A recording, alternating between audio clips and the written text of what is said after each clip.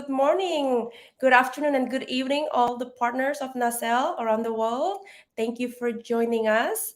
Can you believe it? This is our 11th office hour. Time flies when you have so much fun. Thank you for being here with us. So, welcome again. This is, as you guys, a lot of you know, a regular interaction between Nacelle and our partner community. It's a structured topic presented by our technical staff, and you have opportunity to present as well. So if you are not yet on our partner Slack, please join us and then tell us over there what do you want to hear from us or if you want to present. And this is the agenda for today.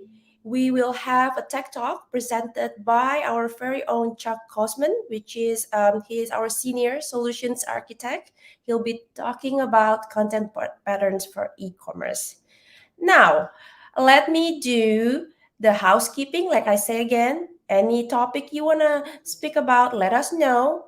Email me, unita.hollinger@getnacelle.com, or just Slack me on Slack. And again, let's do some updates. We've been a bit busy here at Nacelle lately. We have a lot of events. The next events will be Shop Talk, the end of this month. As we all know, people traveling again, and we are eager to meet face to face. We have two very exciting events. If you can join us, Espresso Martini Bar. I mean, come on, who doesn't like espresso and martini and a free drink, right? So join us Monday, March 28th from 2 to 4. And then let's end Shop Talk on a high note on Tuesday on the 29th during our happy hour at Fleur. It's a classic French bistro at Mandala Bay itself. And also, shout out to Fun Group, our SI partner. They are doing, actually, this happening tonight. They're hosting Nacelle at their conversational commerce event in New York. So it's a star-studded panel style event from the GM and VP of conversational commerce from Walmart until our dear partner Attentive Recharge and our very own CEO Brian Anderson will be there. And speaking about Brian Anderson, right? So we actually 2 weeks ago at Grow LA, he had the chance to interview Albert Chang, which is the VP of Digital at Ilia Beauty. And Albert Chang was talking about his experience, right? Like, what was the decision for them to go headless and why they partner with us? And so many other lessons they learned that he learned along the way. And after that presentation, we have a lot of merchants coming and asking us if they could learn more. So that's why we have a look at this Q&A style article, summary yourself. And it's showing like how in the beginning, Albert had a vision, right? For speed and to deliver a bespoke customer experience. And not only at the end, they able to achieve that when they went headless with Nacelle. They had 48% decrease in page load time on the desktop, and also they have 20% increase in developer deployment. And all of this just doing it with one in-house developers. So have a look for yourself. Go to our website and find this article. Well, let's not without further ado. Let me bring on the star of the day, which is our very own Chuck Cosman. Hey, Chuck, how are you? Hey, Unita, thanks for the warm intro. Star of the day. I love it. How are you? The floor is yours. Let me add your presentation. Hey, thanks so much. Hey, folks out there. I'm Chuck Cosman. I'm a senior solutions architect here at Nacelle. Today's tech talk is on content patterns for e-commerce. I want to go over a few uses of why folks even adopt a content management system alongside a product information management system, and some of the first patterns that you'll have to consider when you're building out a storefront. These patterns, you will come across them when you go to build a storefront using both a content management system and an e-commerce platform. So I figured let's cover some do's and don'ts. In fact, a few objectives for today.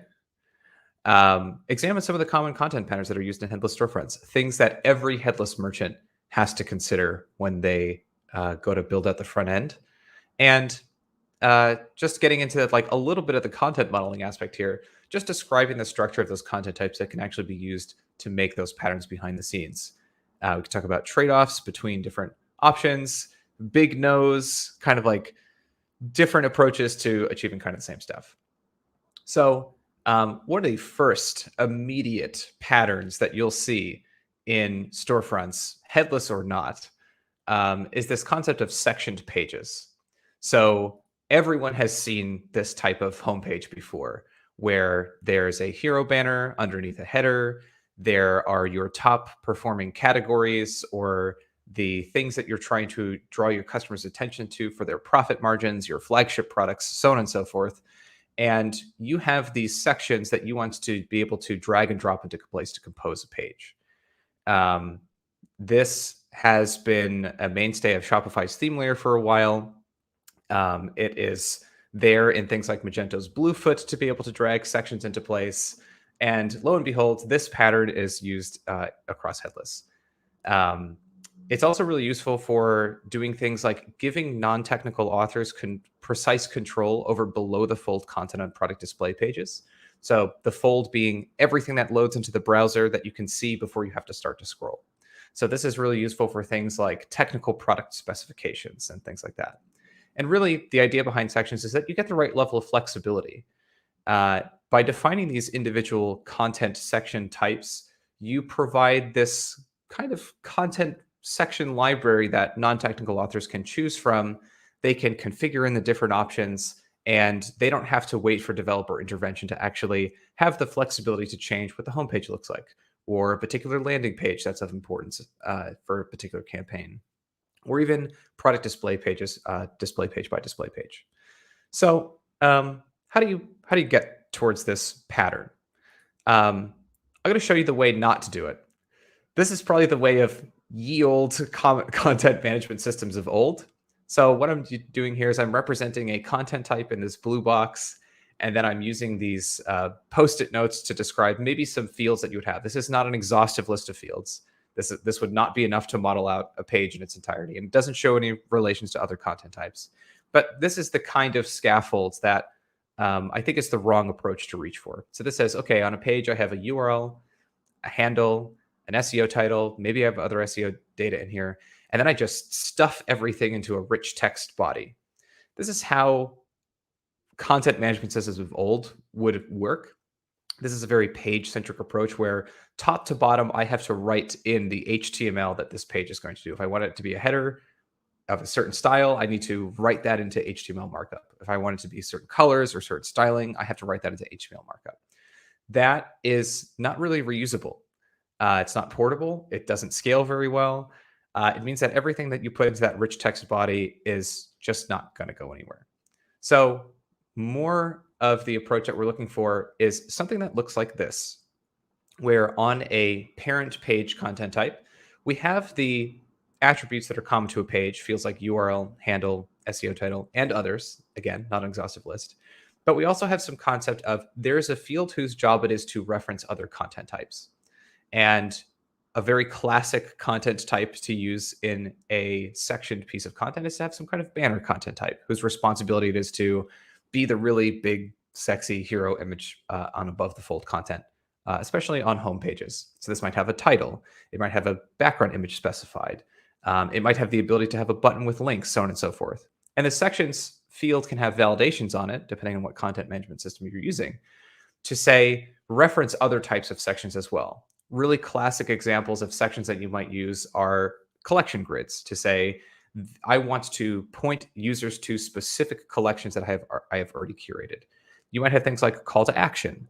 You might have a product feature because you've released some new fabric in the apparel world, or whatever examples particular to the industry that you're working in for featured products. Kind of a similar pattern here is the idea that you don't have to have this one giant sections field that's completely open. So in this last example, this is a little bit less flexible, but this is still okay. And I don't want you to think as a lack of flexibility is a bad thing. Indeed, things that are too flexible are bad from the perspective of long-term management inside of content management systems. So in this less flexible pattern, we have this opinion where we're saying every page has to have a hero banner.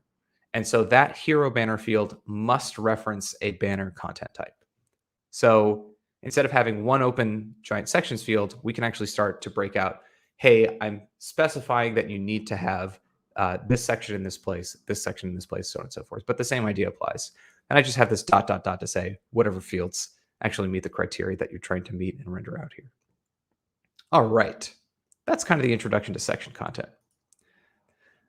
2, when you are using an e-commerce system alongside a product management system, almost certainly you're going to have to reference product data at some point. And there's kind of a wall of separation here where your content data is inside of your product information management system and your merchandising data is inside of your content management system. So just as an example, this is from the homepage of LovePop. They sell really phenomenal cards that have these really joyful pop-ups in them that I just think are the coolest thing in the world. And this is a section on their homepage where they have a shop new releases section. So somewhere in here, they need to be able to reference product data alongside particular merchandising data, perhaps. So let's take a look at how you can do that and how not to do it. What I would recommend against is duplicating your data, meaning trying to take all of your product data and stuff it inside of your CMS. So in this no duplicating data example, I have a content type called product, and I'm doing things where I'm making fields to mimic what is inside of the product information management system. So I have a field for the product title, which is short text, and product price, which is formatted as an integer, and product description, which is formatted as an integer, so on and so forth. The reason that I would advocate against this pattern is that your e-commerce system is already the source of truth for this data. And so if it doesn't change inside of your content management system, if your content management system isn't the source of truth for that information, you have to ask whether it actually really belongs there.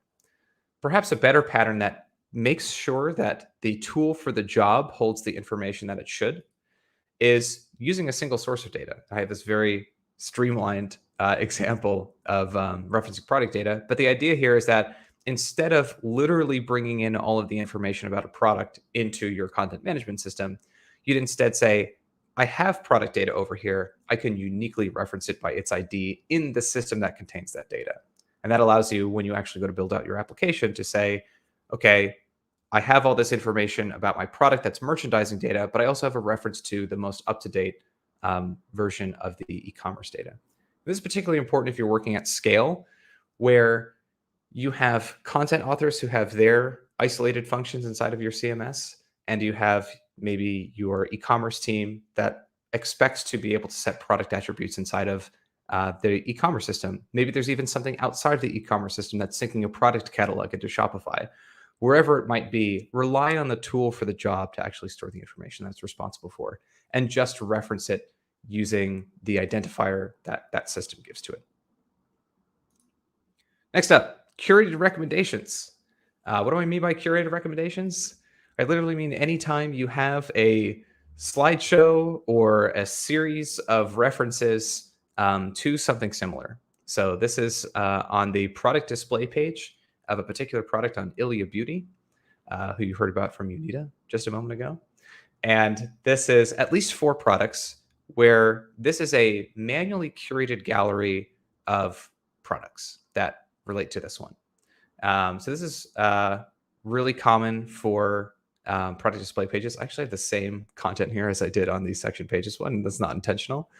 But this is actually kind of the same logic applies here.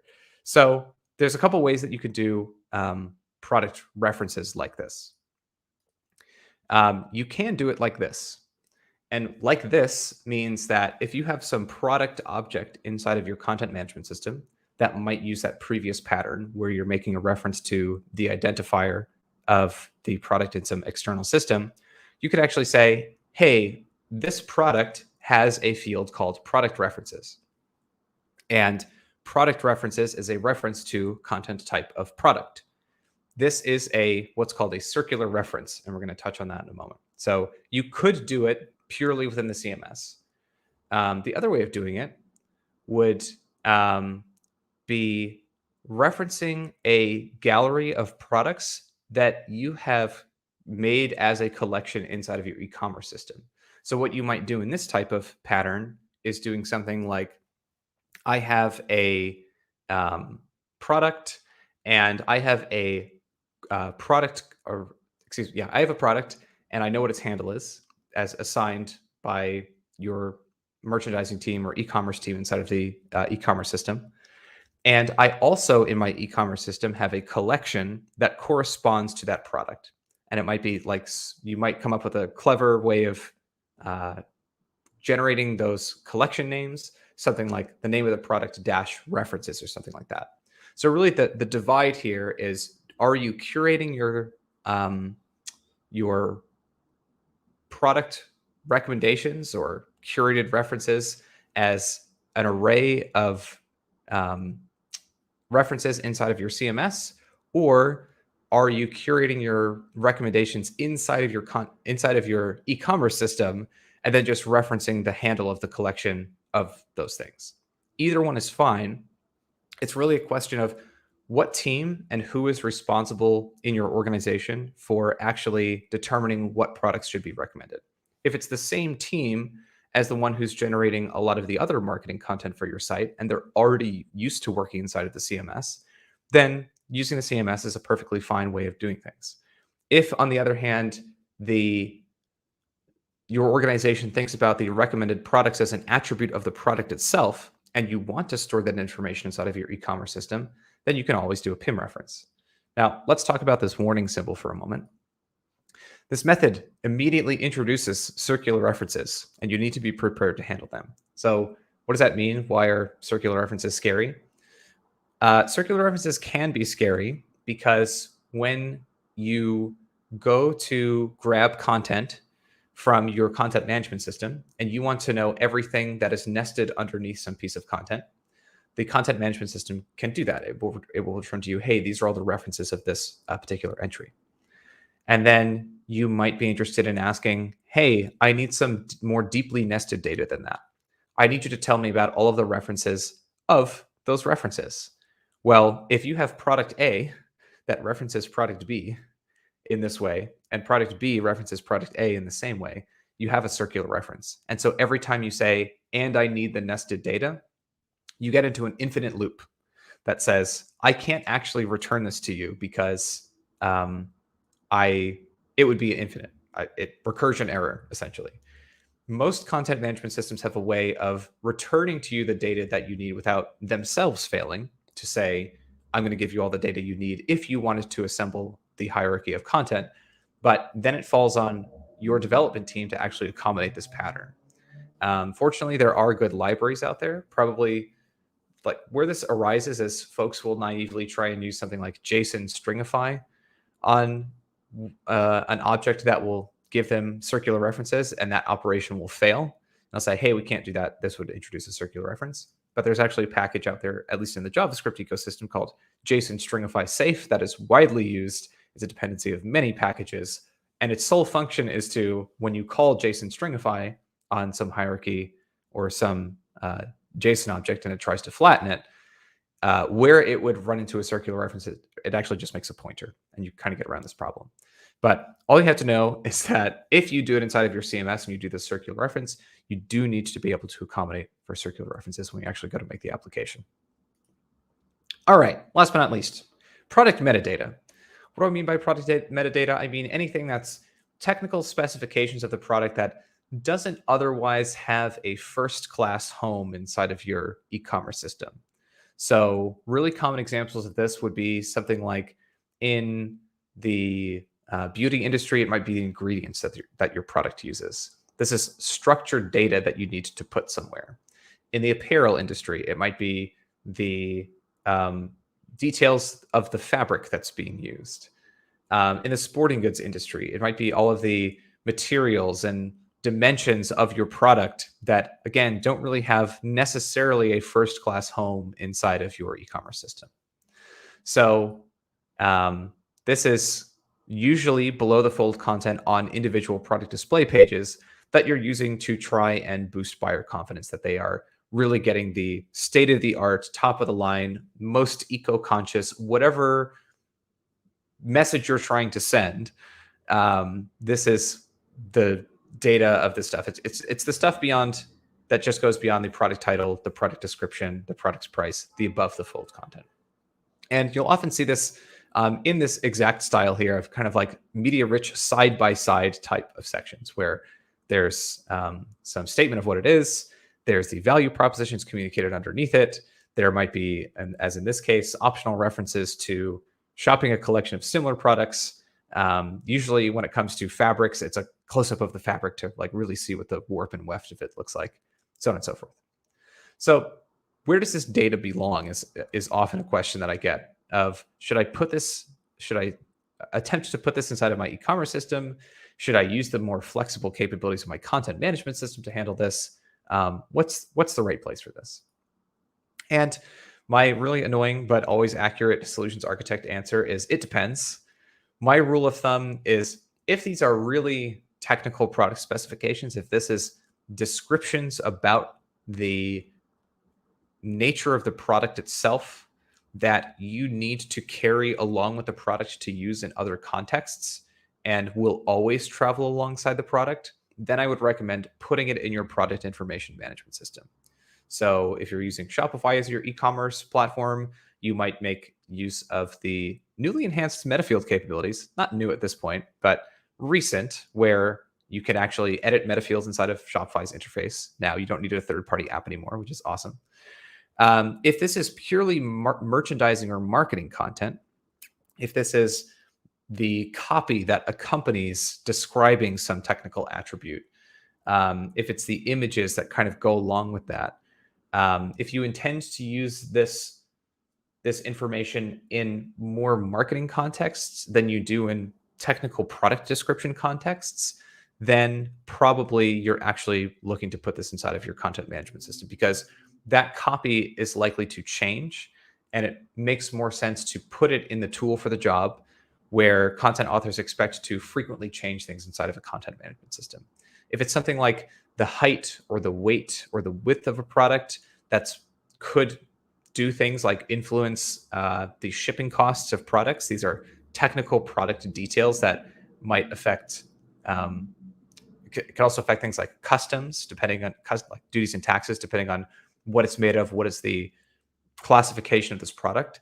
That type of technical detail that could affect the pricing of the product by the time it actually arrives at the buyer really belongs in an e-commerce system. So decide what kind of data it is, and then make the appropriate choice of where to put it. And then ultimately, you'll be able to stitch these things together if you have a little bit of product metadata that's technical product specifications, and product metadata that's more on the purely merchandising side of things. And that is all that I have for you today. So those were 4 patterns of very common things that you'll see when it comes to content management systems, or excuse me, headless storefronts. You'll almost always have to deal with section pages. You'll almost always have to deal with referencing products. There will always be a question of, how do I get related products to show up on product display pages? There are more automated ways, but this is kind of a manual curated way that I showed. And then there's always the question of, I have a lot of enhanced product data that I want to put somewhere. Where do I put that? It's kind of a question of, well, is it technical, or is it more on the purely merchandising side of things? And that's all I have for you. So thank you. Thank you. Thank you, Chuck. That was very, very interesting. I feel like, as someone who just look at beautiful stuff doing online shopping, now I feel guilty whenever I go online and see, oh my God, so much work behind it. But that was very interesting. I think, at the end of the day, right, the customer experience is what we're aiming for, right? So to make it like look seamless and not have to, thinking double click and everything, and make it everything so easy accessible for the customer. But you're right over there, like, decide what is a data. It's very important. That's a very important thing. So let's go to the Q&A. I'm not sure if there's a lot of questions because I think Chuck already explained a lot of stuff. So let's see. Okay, I think we have a couple questions here. The first question, Chuck, should I use my PIM or my CMS to store the product image? Great question. I'm going to give you the annoying solution architecture answer again, which is Depends. it depends. It depends. It depends. Hey, done. I'm just going to walk away and go home now. It depends. Preferably, product images should stay in your e-commerce system when you can arrange it to be that way, because you often connect other systems to just your e-commerce system to do things like generate ads and things like that. So there might be downstream systems that are relying on your e-commerce system to have rich media inside of them. So whenever possible and whenever reasonable, we'll talk about what's not reasonable in a moment. Whenever reasonable, try and put your product images into your product information management system. There are certain scenarios where you don't have that option. And I think the most notable one is when you are, I think of Shopify. I used to work for Shopify, so like this is top of mind for me. But when you're editing images inside of Shopify, you have the ability to attach all kinds of images, media, 3D models to your products in Shopify.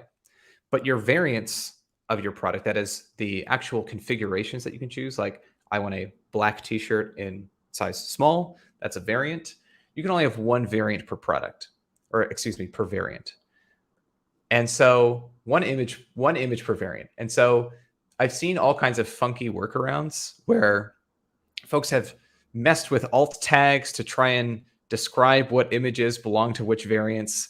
That's unreasonable, I think. If you have a content management system, you are then able to escape out of that pattern and say, okay, I need to merchandise different images at the variant level. That's great. What I can do is I can make a product object or product content type, a variant content type. I can attach images, as many as I want, to my variants, and I don't have to do weird workarounds. And you have a lot more flexibility and importantly, control over what kinds of metadata gets associated with it. So it depends. Really, rule of thumb here is use the extent of your product information management system to the extent that you can. And when it becomes unwieldy, then escape out, if you like, into your content management system to handle that kind of stuff. Interesting. And what was the impossible part you're saying? The impossible part, the impossible part is certain e-commerce systems may have limitations over how many images you can upload and to what resources. So while you might have control to say, this product, this parent object can have as many images as I would like, I know that I want to associate multiple images with different variants. So actually top of mind for me right now is I'm working with one of our customers, Bull and Branch.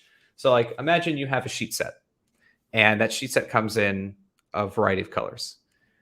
You probably when you're at that level of sophistication and you have good product photography, you have really high quality images or have generated high quality images of many different colorways of your product. And when a user clicks on that particular colorway, you want to swap out the entire slideshow of product images belonging to that variant. The limitation is that sometimes your PIM system doesn't allow you to upload multiple images per variant. And so there's no way to like really model that information correctly. So you have to do all kinds of like weird workarounds, and then those really lead to developers making weird workarounds. You might be sacrificing things like if you're hacking around this, if you're using a field that's designated for something else, you might be sacrificing something. So it's just kind of when you get to the point of making these types of workarounds, just escape out and use your CMS to do it the right way. Really is the advice there. Interesting. Remember the impossible thing, people. So next question here. Where should I store text I reuse across my site that isn't product data? Things like my account or sign up for newsletter. Where do I store them, Chuck? Sure. Um, there's a this isn't particular to Contentful, but there is a good article in Contentful's Help Center that talks about what's called a microcopy pattern. So microcopy is exactly the stuff of like, even as I look around the interface that I'm using to do this presentation right now, there are strings like sign up free, log in, comments, share, mute, like all that kind of stuff. And it's like, so where do I put that? All that a microcopy pattern is, it's a bunch of jargon. It just means kind of making like a key value pair type of data store where you say you might have an object or a content type that's called like microcopy container. And an instance of that microcopy container is something like account strings. And each account string might be something like the key of that string is login and the text would be login. The key might be something like view orders and the string might be something like view my order. So you have this one central place where you are storing all of kind of like the fragment text that you might reuse across your site. And I firmly believe that that should be in your content management system. You're not really going to pull that from your e-commerce system because when you're in a headless architecture, you're really just relying on your e-commerce system for your product catalog, meaning the products and their relationships to one another, and usually to the big one is to actually get you through checkout and process your payment securely. All of the other stuff that isn't literally about the product catalog itself can safely go inside of your CMS. Interesting. Thank you, Chuck. And here come another question. So how can I model the slideshows? For example, the homepage slideshow of featured products or a slideshow of image for products on the PDF. PDP. I think PDP. PDP, sorry. No worries. Yeah. Slideshows are an interesting one because they are used, they're used everywhere. I don't think I can't think of a e-commerce site I've been to in recent memory that didn't have a slideshow. Easy enough to do in a content management system. The common pattern here is you'd have a content type called slideshow, and then the things that it references that it would reference, you'd use another content type for called like slide. And then that would have all the information on it to actually go and grab things. However, this is a hot take because this is antithetical to what a lot of things you'll see out there are. No one looks at slideshows. No one. There's a great article by the Nielsen Norman Group, who are kind of the thought leaders in UX, user experience design. And they have an article from when slideshows really started coming into vogue in like 2013. And here we are 10 years later almost, and people still use slideshows. But their findings still hold true that slideshows are just a way to get information onto a page to appease your boss. Because your boss is like, hey, I need to have this on the homepage. And this other stakeholder is like, hey, I need to have this on the homepage too.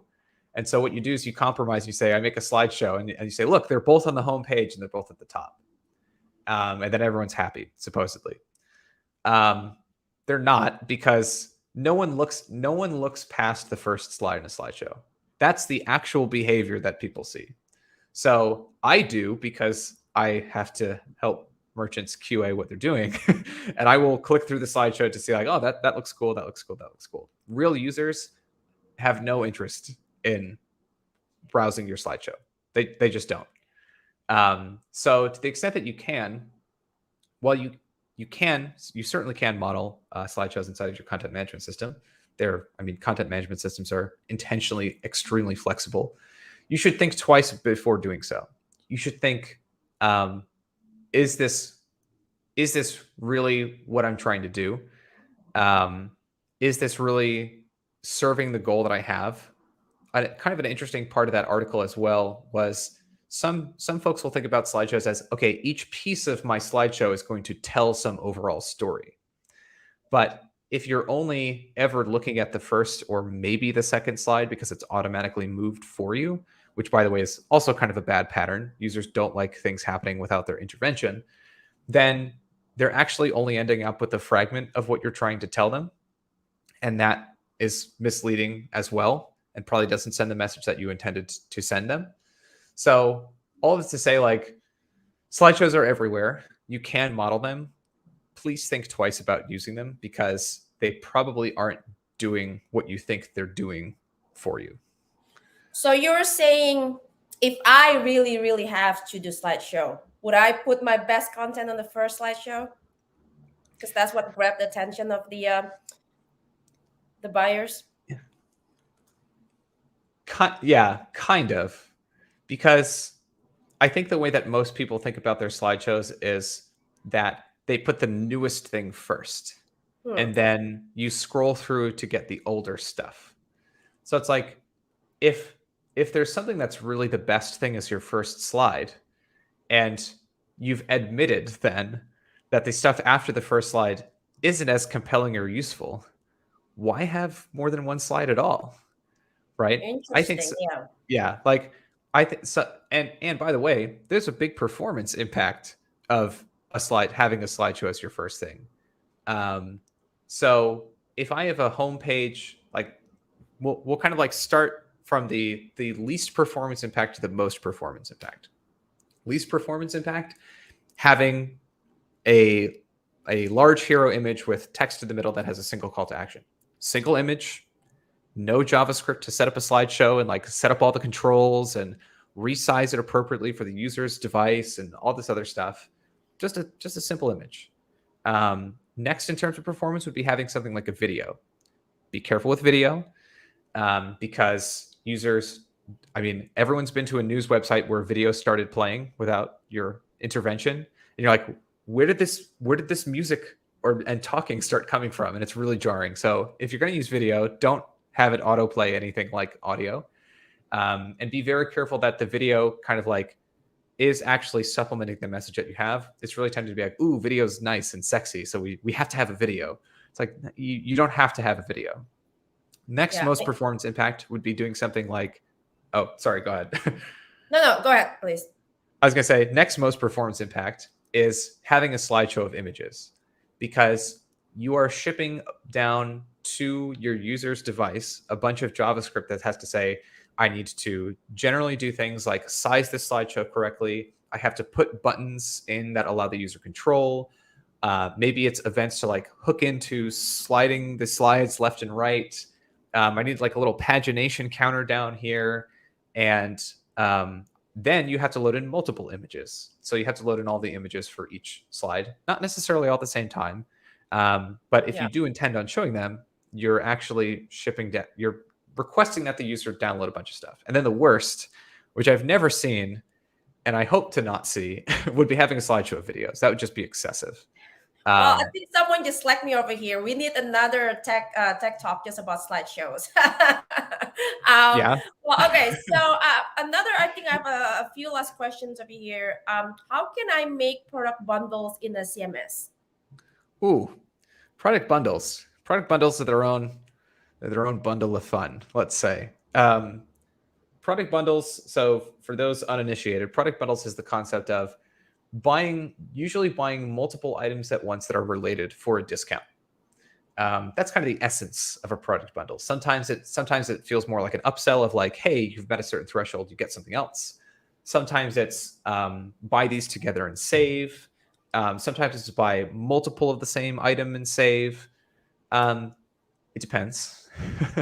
The thing that you have to consider is what is the desired user experience, and importantly, on the e-commerce side, before we even get to the content management side of things, is what is your fulfiller capable of? So I've run into a number of scenarios where folks wanted to do bundling, and it matters that your fulfiller can handle what scheme you're trying to do. So are you literally making a new product that represents a bundle because your fulfiller does it that way? They actually take things and assign them a different SKU? Or is the experience more that it's really the individual line items that are being purchased, and then they're being discounted because they're in the cart together. So before you even consider what the content management system and user experience driven side of things should be, you have to understand what the capabilities of your fulfiller are before you start messing with your inventory and catalog. Once you figure that out and you decide what you want your user experience to be, well, the world's kind of your oyster when it comes to content management systems. So you could actually just model things as, I'm going to have a product bundle. It's going to be a series of references out to product objects. And then you could extend that by saying, this is a particular page type. I'll add the SEO data for this type of thing. And then it's just on your application to say, how do these things actually get added to cart? Is it literally that it's this product that represents a bundle? Or the little bit more work to do would be saying, I'm going to take all these different products, stitch them together here, and then really I'm just adding each line item to cart. So the long and the short of it is, it depends on what your catalog structure is, and your catalog structure is going to be influenced by the capabilities of your fulfiller. And only after you have figured those things out should you jump to the content management system side of things and determine what the best way of merchandising that is. Okay. Bundles So are fun. I was thinking about it. That's a very other interesting subject. Who would have thought that so many things we uncovered today? Okay, last question, Chuck. Are there any other common things used on storefronts that can or should be created in an CMS? Yeah. I think the next most or the most frequent question I get, I think, is especially in the beauty industry, is I want to make a quiz. So sometimes a quiz is like a shade finder. Sometimes a quiz is something like, you're sharing your screen, Unita. Sometimes a quiz is something like, tell us about your lifestyle and personality, and we'll find like the correct soap scent for you, like that kind of stuff. There is kind of this, there are many like vendors out there that will do quizzes for you, but they have to be kind of like iframed in and embedded. Italy Beauty actually has a very an extremely robust shade finder that they built themselves that is powered by content that resides in their content management system. And it's really cool. And they don't have to use a vendor for it. So they have very precise control over how they actually create that experience. So there's all kinds of stuff. Anything that isn't literally a product or a collection or just a simple blog post, that is generally the responsibility of your CMS. But I think quizzes is kind of their own thing. And I'll rephrase that in that it's a pretty common ask, especially in beauty and I'd say consumer packaged goods as well. Like, find the correct flavor for your preference or whatever it might be. So quizzes are a great thing to try and do yourself inside of a CMS if you don't want to pay for a vendor, or you want very precise control that your quiz vendor can't offer to you. Yeah, that's very interesting. I think that's very the quizzes are, as a consumer, I just remember this couple days ago, I was buying a lip gloss, and they have some questions for me. What kind of shades do I use? What was the last time the color I bought? And then they give me all the recommendations. So that's the other way to engage your customers, right? Well, Yeah. Very interesting session. Thank you very much, Chuck, and audience. I hope you guys enjoy it, and then I hope you also enjoy, get a bonus of sneak peek of my beautiful family there. So thank you again, everyone, for your time, and thank you again, Chuck. Until the next partner office hour. Have a good day. Bye bye. Thanks, Udita. Take it easy. Bye.